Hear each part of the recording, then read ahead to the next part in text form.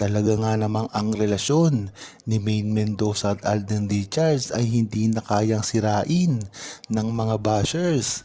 Ngayon ngang talagang inamin na ni Alden Richards ang pagmamahal niya kay Maine Mendoza.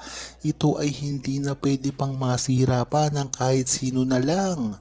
Dahil ang sumpaan niya Maine Mendoza at Alden Richards ay alam na ng buong Aldam Nation na kahit ano pang gawin ng mga bashers ni Maine Mendoza at Alden Richards ay talagang suporta pa rin sila sa relasyon ni Maine Mendoza at Alden Richards. Lalong lalo pa ngayon, marami ang mga pinagdadaanan ngayon ni Maine Mendoza at Alden Richards na mga chismis panungkol sa iba't ibang mga kapartner nila.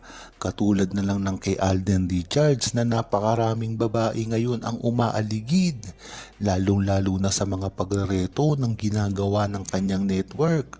Nang sa gayon ay masira ang relasyon nila ni Maine Mendoza. Kung matatandaan natin ay talagang si Maine Mendoza ay wala nang tali ngayon sa GMA dahil paglipat nila sa TV5. Kaya talagang pre na pre ang network ni Alden Richards na sirain si Maine Mendoza. Ngunit ang maganda dito ay talagang hanggang ngayon ay ipinaglalaban pa rin ni Alden Richards ang pagmamahala nila ni Maine Mendoza kahit anong gawin nila. Saan ka ba naman na nakakita na si Maine Mendoza ay nasa TV5 na? Ngunit si Alden Richards ay panay pa rin ang bigkas sa kanyang asawa.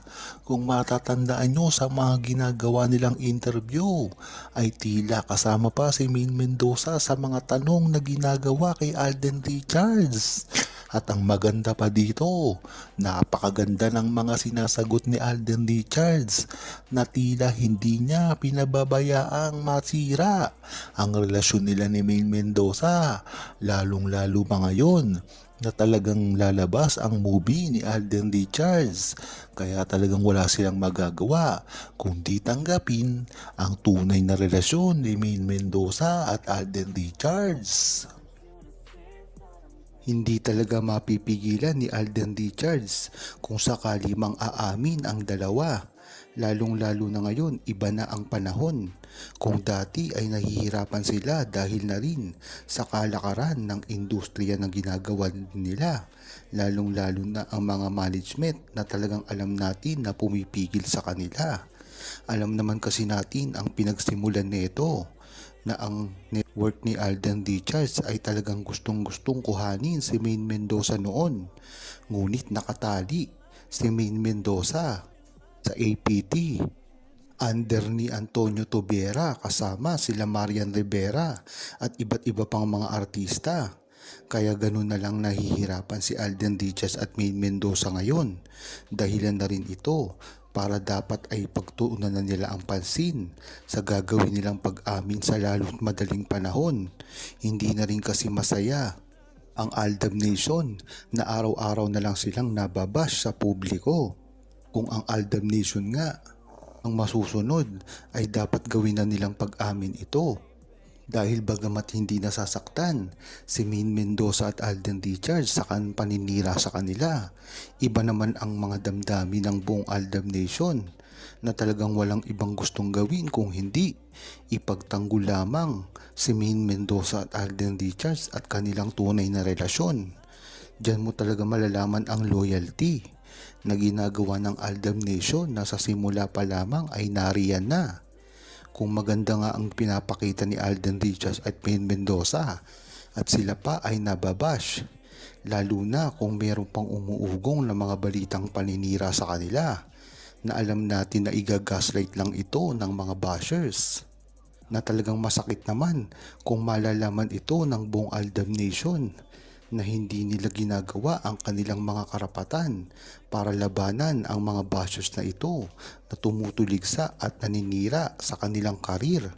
Hindi naman kasi nila basta-basta masisira si Maine Mendoza at Alden Richards kung sila lamang ang pag-uusapan. Ngunit nakakasama rin ito pagdating sa kanilang mga karir. Biruin mo, sa mga tagal ng pagbaba sa kanila sa simula pa lamang hanggang ngayon ay tuloy-tuloy. Hindi sila makakibo dito dahil na rin sa takot Na kung pansinin pa nila ito ay lalo lamang lalala. Ang hindi naiintindihan ni Maine Mendoza at Alden Richards ay kayang-kaya naman silang ipagtanggol ng Aldab Nation at ito ay subok na dahil dati pa lamang ay nariyan na ang buong Aldab Nation sa kanilang likod. Ang gagawing pag-amin nga ni Maine Mendoza at Alden Richards ay hindi naman makakasama sa kanilang karir, bagkus makakatulong pa ito. Kung nagagawa nga ng mga bashers na pagtambalin si Alden Richards sa ibang mga babae at ganon din kay Maine Mendoza, lalong-lalo pa kaya kung sila ay aamin ng tahasan sa publiko. Isipin mo lang ang dami ng mangbaba sa kanila, lalong-lalo na ang gusto silang mapabagsak. Hindi lang naman kasi sila ang gustong mapabagsak, si Maine Mendoza at Alden Richards. Kasama na rin dito ang mga celebrity na kating-kati na at gusto nang mapalitan ang kanilang ira.